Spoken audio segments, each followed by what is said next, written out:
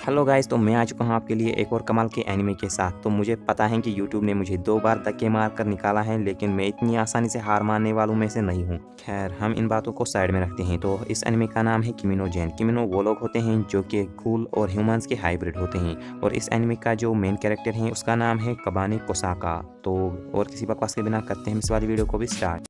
I was broken and isolated, but inside held the fire waiting. Not a word that you say can save us, so don't try, 'cause this time you crossed the line.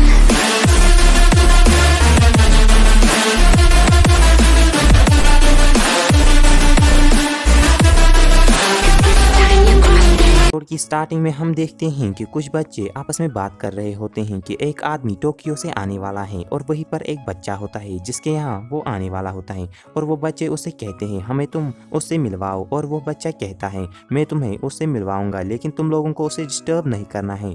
एक और बच्चा वहीं पर खेत में काम कर रहा होता है, और उन सभी बच्चों में से एक उसे कहता है कि तुम्हें वहीं पर रहना होगा क्योंकि तुमसे बदबू आती है। और दोरोतो वो कहता है मैं समझ गया। के बाद सीन चेंज होता है और हम देखते हैं एक आदमी को जिसका नाम इनुगामी होता है, और उसकी गाड़ी का टायर पंचर होता है। वहीं पर एक औरत आती है, उसका नाम मिसिस कोसाका होता है। वो कहती है क्या आप वही हो जो टोक्यो से आए हैं? मैंने ही आपको बुलाया था, आप जल्दी से मेरी कार में बैठिए, आगे की बातें हम कार में ही करेंगे। मिसिस कोसाका इनुगामी से कहती हैं कि हमारा जो लाइफ स्टॉक है वो जैसे सड़ने लगा है, हमें लगता है कि जैसे उसे कोई इन्फेक्शन हो गया है, और जितने भी एनिमल्स हैं वो ऐसे ही मर रहे हैं और उन पर ऐसे ही रोज अटैक हो रहे हैं। आगे वो ये भी कहती हैं कि हमने बच्चों को इसके बारे में कुछ भी नहीं कहा है क्योंकि हम नहीं चाहते हैं कि वो डरे, ये बात हम दोनों के बीच में ही रहनी चाहिए। और वो आदमी कहता है बिल्कुल, आफ्टर मैं एक डिटेक्टिव हूँ और मुझे अच्छी तरीके से बातें छुपाना आता है। इसके बाद हम देखते हैं कि वो अपनी डेस्टिनी पर पहुंच जाते हैं, और वो इनुगामी वहां पर कुछ बच्चों को देखता है जो कि अभी बातें कर रहे हैं,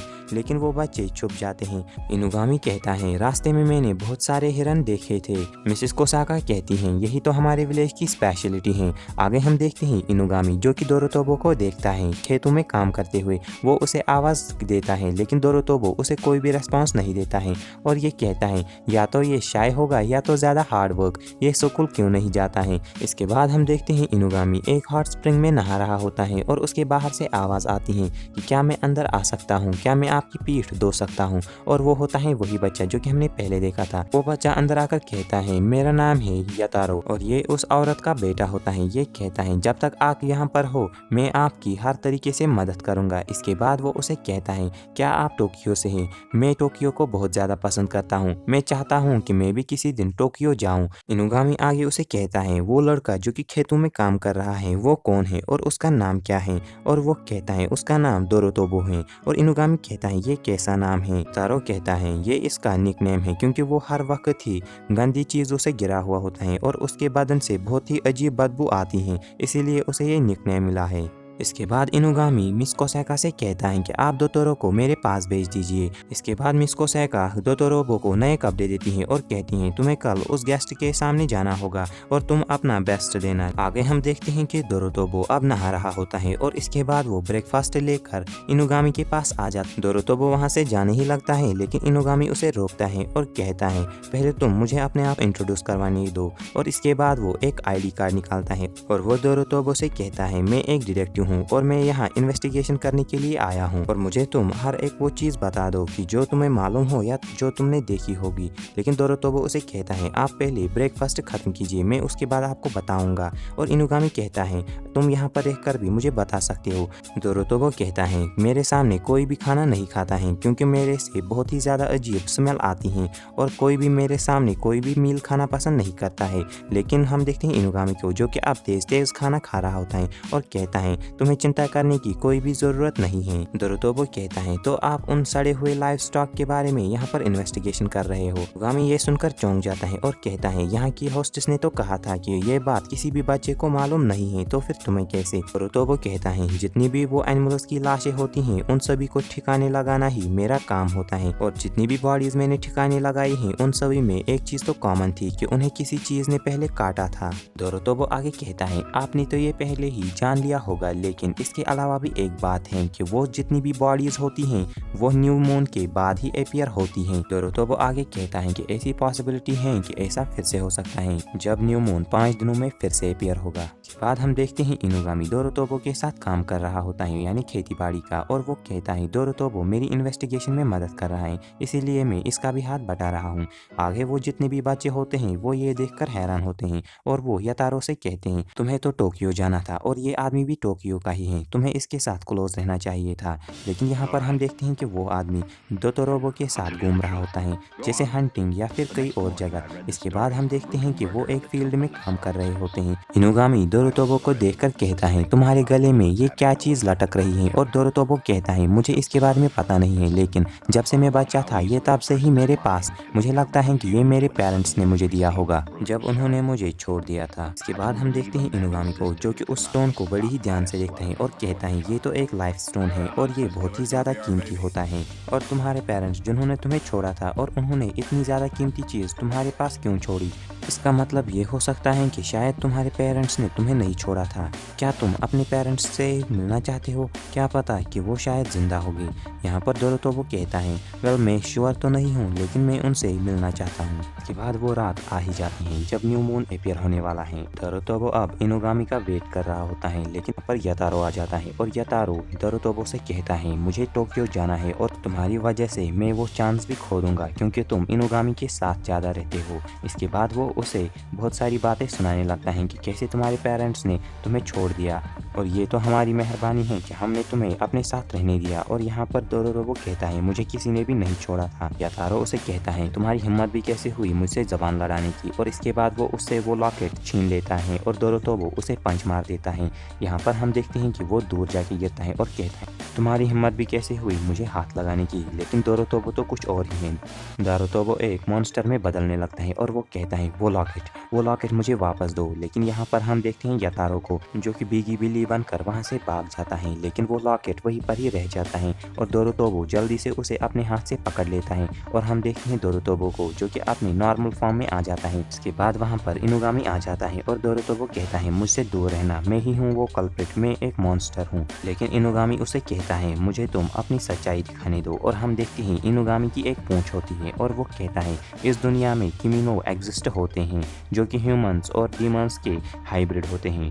किमिनो ह्यूमंस के मामले में इन्वॉल्व नहीं होते हैं, लेकिन रिसेंटली हमें ऐसी बहुत सारी रिपोर्ट्स मिली हैं। इनुगामी आगे डोरोटोबो से कहता है तुम एक गोल और एक ह्यूमन के हाइब्रिड हो और मैं भी कोई ह्यूमन नहीं हूँ, तुम्हें घबराने की कोई भी जरूरत नहीं। और यहाँ पर हमें पता चलता है कि ये भी एक किमिनो है क्योंकि वो अपने हाथ से एक गन बनाता है।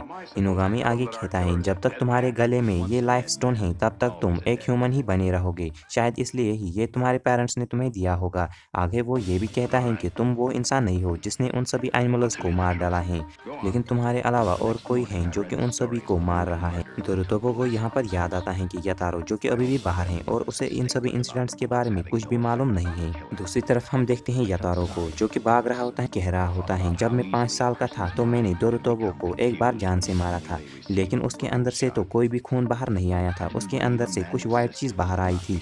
लेकिन उस दिन के बाद मैं बहुत ही ज़्यादा डर गया था, लेकिन जब अगली सुबह हुई तो वो बिल्कुल नॉर्मल था, जैसे कि उसके साथ कुछ हुआ ही नहीं था। मुझे लगा था कि वो मेरी एक इमेजिनेशन थी, वो मेरा एक वहम था, लेकिन अब मुझे यकीन हो गया है कि वो कोई ड्रीम या फिर वहम नहीं था। इसके बाद वो एक दरवाज़ा खोलने की कोशिश करता है, लेकिन तभी हम देखते हैं वहाँ पर 2 इन्फेक्टेड डॉग्स आ जाते हैं जो कि उसके ऊपर अटैक करते हैं, लेकिन तभी हम देखते हैं उनके ऊपर कोई फायर कर देता है और एक डॉग के 2 टुकड़े हो जाते हैं। डोरोटोबो यहाँ पर दूसरे डॉग को संभालने लगता है और इनुगामी उसे कहता है जब तक तुम उसका सर कलम नहीं करोगे वो जिंदा ही रहे, तो वो उसका सर भी काट देता है। आगे हम देखते हैं वहाँ पर एक जंगली डियर होता है जो कि ये सभी कर रहा होता है और वो एक कुत्ते को भी खा रहा होता है, लेकिन तभी हम देखते हैं डोरोटोबो को जो कि उसके ऊपर एक के बाद एक अटैक कर ही रहा होता है, लेकिन वो वाइल्ड डियर कुछ भी नहीं मानता है और इसके बाद इनुगामी उसके ऊपर बहुत सारी बुलेट्स फायर करता है, लेकिन उस वाइल्ड डियर पे कुछ भी फर्क नहीं पड़ता है। लेकिन तभी हम देखते हैं डोरोटोबो को जो कि उसके मुंह में हाथ डालता है और वो उसके 2 टुकड़े कर देता है। के बाद हम देखते हैं वो लोग वहाँ से चले जाते हैं और डोरोटोबो कहता है मैं यहाँ नहीं नहीं रुक सकता हूँ।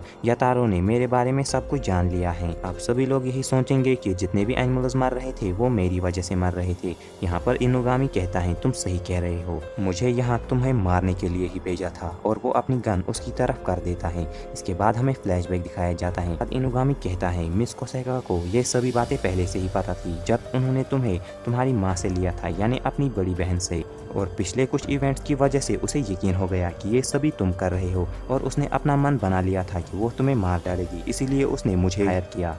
और अभी हम जानते हैं कि वो जो कल्प्रिट था यानी वो डियर, वो मारा जा चुका है, लेकिन वो अभी भी यकीन नहीं करेगी कि तुम ये सब नहीं कर रहे थे।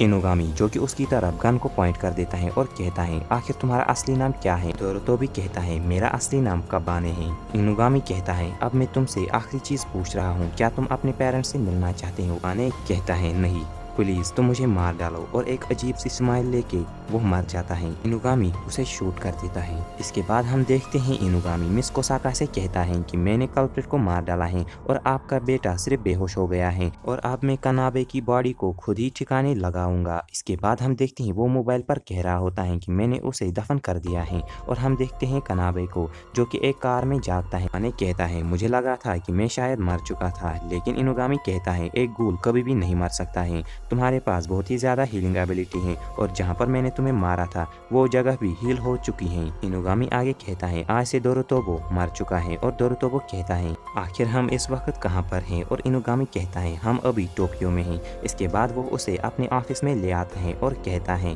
पहले मैं तुम्हें थोड़े से कपड़े देता हूँ, और वो उसे एक कॉस्ट्यूम देता है। मुझे तो ये कॉस्ट्यूम ही लगी, और इसके बाद वो कहता है अगर तुम्हें किसी भी चीज़ की ज़रूरत पड़ी तो तुम मुझसे कह सकते हो। आगे वो ये भी कहता है मुझे कुछ काम है और मैं यहाँ से बाहर जा रहा हूँ, तब तक यहाँ पर तुम संभाल लेना। इसके बाद हम देखते हैं दोरुतोबो को जो कि वो कपड़े पहन लेता है, और वो अंदर से कोई आवाज़ सुनता है जैसे कि वो पिज़्ज़ा के लिए लड़ रहे होते हैं, और हम देखते हैं वहाँ से दो लड़के बाहर आते हैं और वो दोनों कहते हैं हे आखिर तुम कौन हो। और यहाँ पर ये एपिसोड होता है गाइज एंड। तो गाइज अगर वीडियो ज़रा सी भी पसंद आई होगी तो प्लीज़ यार वीडियो को लाइक कर देना, क्योंकि आपको तो आगे पता